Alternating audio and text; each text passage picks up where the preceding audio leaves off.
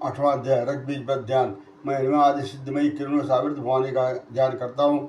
उनके शरीर का रंग लाल है, नेत्रों में करुणा लहरा रही है, हाथों में पास, अंकुश, बाण और धनुष शोभा पाते हैं।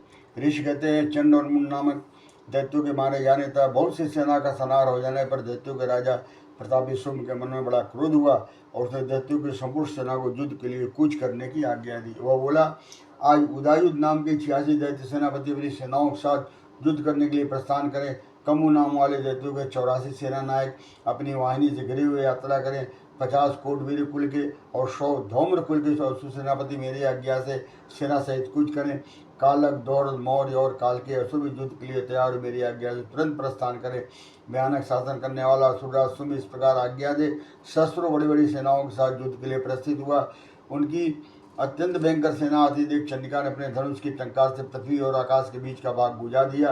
राजन तंत्र देवी के सिंह ने बड़े जोर जोर से दहाड़ना आरंभ किया। फिर अंबिका ने घंटे के सबसे ध्वनि को और भी बढ़ा दिया। धनुष की टंकार, सिंह की दहाड़ और घंटे की ध्वनि से संपूर्ण दिशाएं गूंज उठी। उस भयंकर सबसे काली ने अपने विकराल मुख को और भी बढ़ा दिया और इस प्रकार वे विजयी नहीं हुई। उस तुमुल नाद को सुनकर दैत्यों की सेनाओं ने चारों ओर से आकर चंडिका देवी, सिंह तथा काली देवी को क्रोधपूर्वक घेर लिया। राजन इस बीच में असुरों के विनाश तथा देवताओं के अभ्युदय के लिए ब्रह्मा, शिव, कार्तिकेय, विष्णु तथा इंद्र आदि देवों की शक्तियां जो अत्यंत पराक्रम और बल से संपन्न थी, उनके शरीरों से निकलकर उन्हीं के रूप में चंडिका देवी के पास गई। जिस देवता का जैसा रूप, जैसी वेशभूषा और जैसा वाहन है, ठीक वैसे ही साधुओं से संपन्न उनकी शक्ति असुरों से युद्ध करने के लिए आई। सबसे पहले हंस युक्त विमान पर बैठी हुई अक्षसूत्र और कमंडल से सुशोभित ब्रह्मा जी की शक्ति उपस्थित हुई, जिन्हें ब्रह्माणी कहते हैं। महादेव जी की शक्ति वृषभ पर आरूढ़, हाथों में श्रेष्ठ से धारण किए, महानाग का कंकड़ पहने, मस्तक में चंद्र रेखा से भूषित वहां पहुंची। कार्तिकेय जी की शक्ति रूपा जगदम्बिका उन्हीं का रूप धारण किए श्रेष्ठ मयूर पर आरूढ़, हाथ में शक्ति लिए दैत्यों से युद्ध करने लाई। इसी प्रकार भगवान विष्णु की शक्ति गरुड़ पर विराजमान हो शंख, चक्र, गदा, सांग, धनुष तथा खड्ग हाथ में लिए वहां आई। अनुपम यज्वारा का रूप धारण करने वाली श्री हरि की जो शक्ति है, वो भी 12 शरीर धारण करके वहां उपस्थित हुई।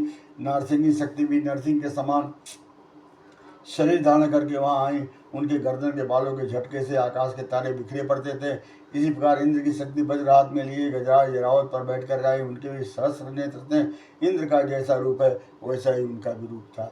तदनंतर उन देव शक्तियों से घिरे हुए महादेव जी ने चंडिका से कहा, मेरी प्रसन्नता के लिए तुम शीघ्र इन असुरों का संहार करो।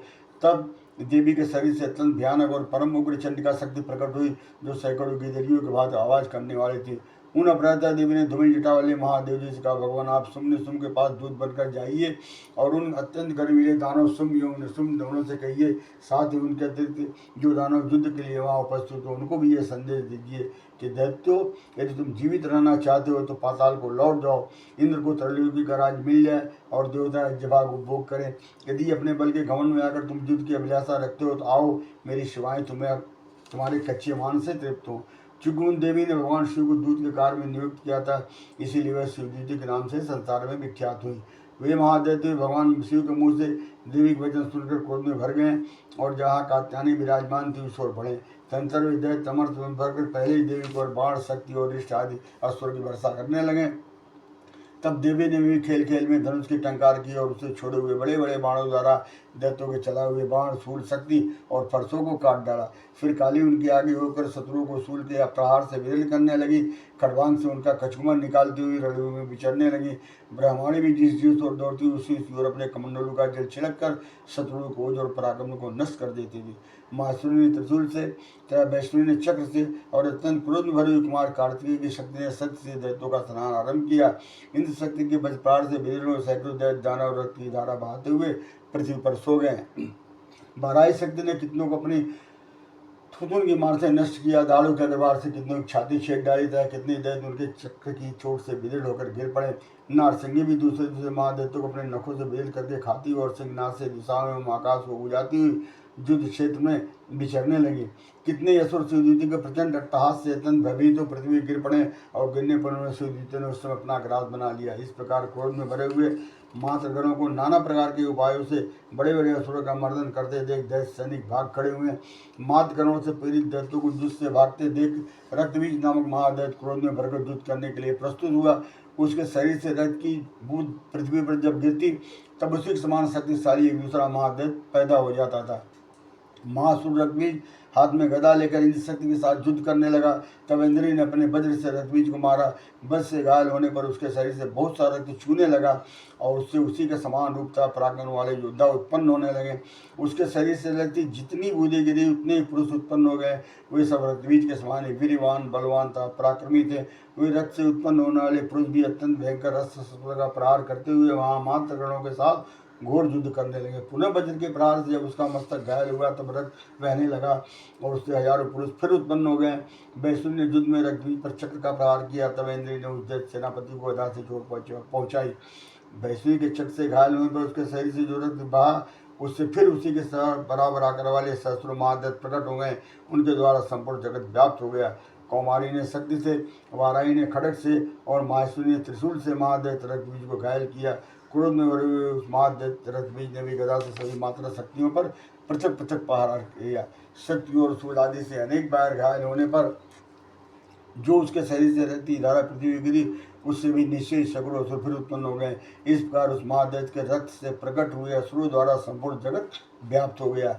इससे उन देवताओं को बड़ा भय हुआ। देवताओं को उदास देख चंडिका ने काली से शीघ्रतापूर्वक कहा, चामुंडे तुम अपना मुख और भी फैलाओ तथा मेरे शस्त्रपात से गिरने वाले रक्त बिंदुओं और उसमें उत्पन्न होने वाले महादैत्यों को तुम अपने इस उतावले मुख से खा जाओ। इस प्रकार रक्त से उत्पन्न होने वाले महादैत्यों का भक्षण करते हुए तुम रण में विचरती रहो। ऐसा करने से उस दैत्य का सारा रक्त क्षीण हो जाने पर वह स्वयं भी नष्ट हो जाएगा। उन भयंकर दैत्यों को जब तुम खा जाओगी तब दूसरे नए दैत्य उत्पन्न नहीं हो सकेंगे। काली सिंह कर चंडिका देवी ने शूल से रक्तबीज को मारा। काली ने अपने मुख में उनका रक्त ले लिया।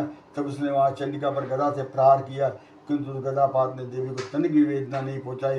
रक्तबीज के घायल शरीर से बहुत सा रक्त गिरा, किंतु ज्यों ही गिरा त्यों ही चामुंडा ने उसे अपने मुख में ले लिया।